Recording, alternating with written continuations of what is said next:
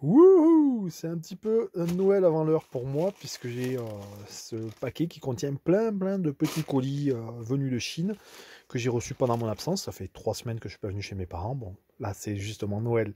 Donc voilà pourquoi je suis de retour. Et je vais pouvoir faire le point sur tous ces petits paquets que j'ai reçus.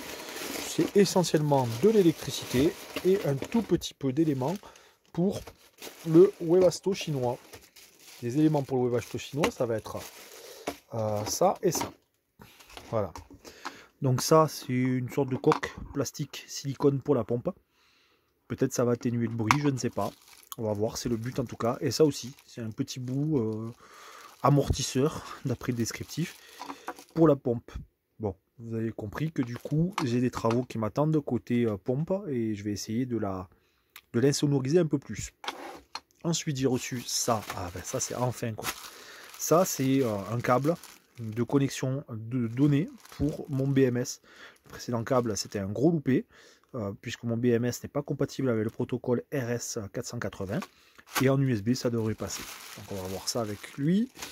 Ensuite, c'est donc de l'électricité. Et de l'électricité, ça va être principalement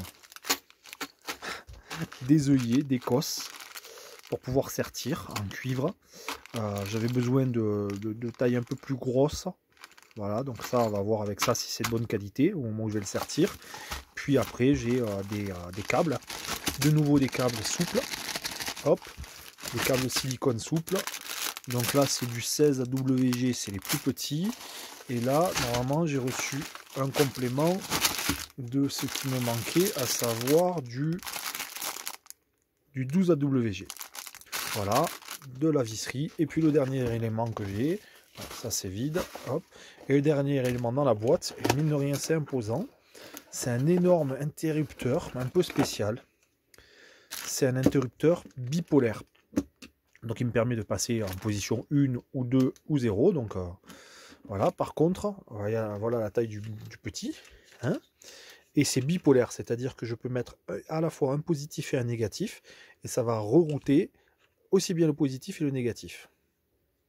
Donc ça peut être pas mal pour beaucoup d'applications différentes.